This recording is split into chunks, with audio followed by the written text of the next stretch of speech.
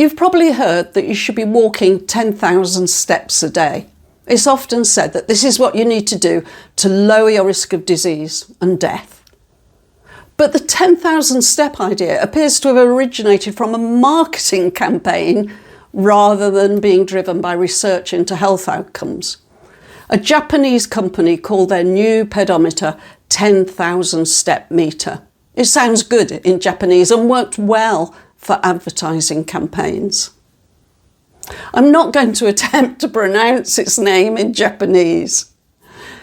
Yeah, I know. I used to think that 10,000 steps was based on science.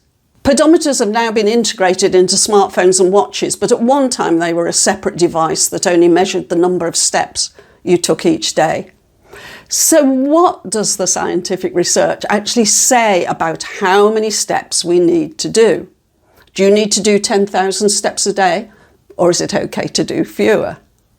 Let's have a look at the research.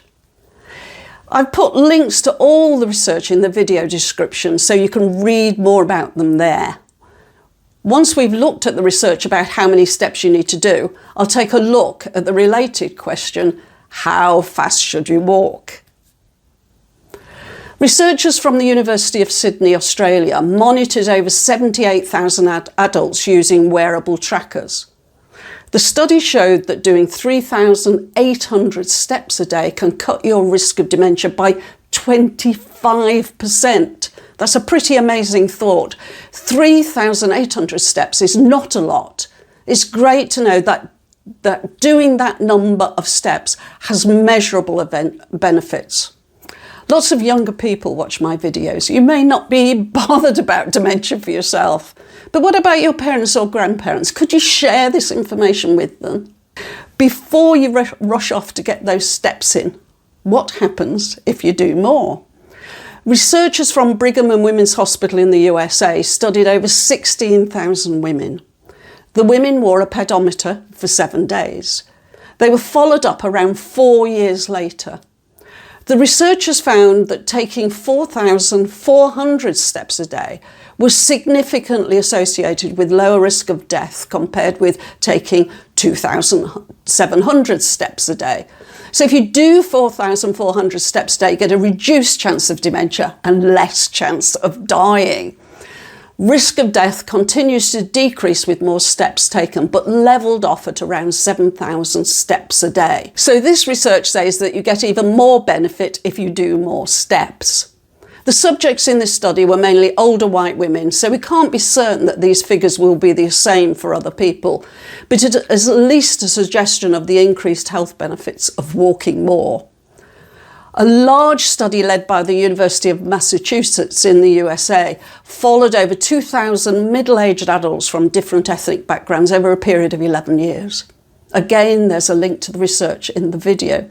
I don't want you to think that this is just my personal opinion or regurgitated info from some influencer. The researchers found that those taking at least 7,000 steps a day had a 50 to 70% lower risk of dying during the study period, compared with those taking fewer than 7,000 steps a day.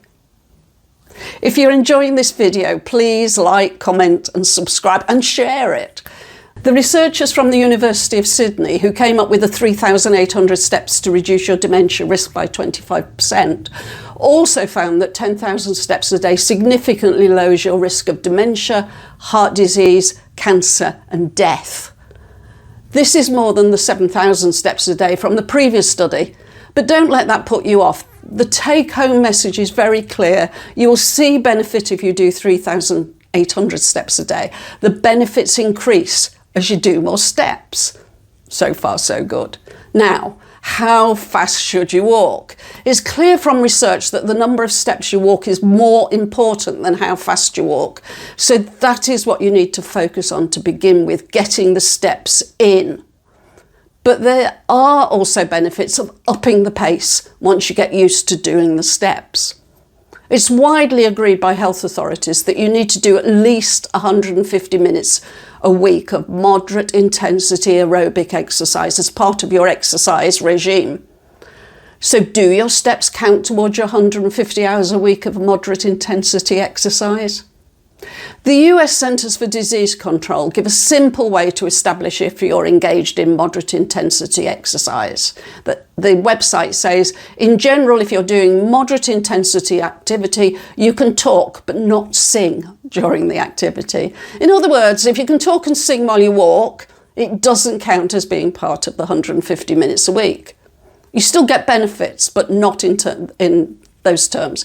It's also been estimated that for moderate intensity exercise, you need to be doing around 100 steps a minute. That's if you're under 60. That's around 3 miles per hour or 4.8 kilometres per hour. People's typical pace when going about their daily lives is around 40 steps per minute. These steps are beneficial in terms of getting those steps in, but not in terms of adding the benefit of moderate activity aerobic exercise. So moderate intensity walking needs to be a lot more purposeful to count. I find the idea that if I can sing it doesn't count towards the moderate intensity exercise a more useful idea, but you may prefer to aim for that 100 steps a minute. The bottom line of all this is that most of us need to move more. But if 10,000 steps seems beyond your reach, 3,800 steps are enough to experience some benefit. I hope you've learnt lots from this video. Please like, comment and share. It means such a lot to me. And happy walking.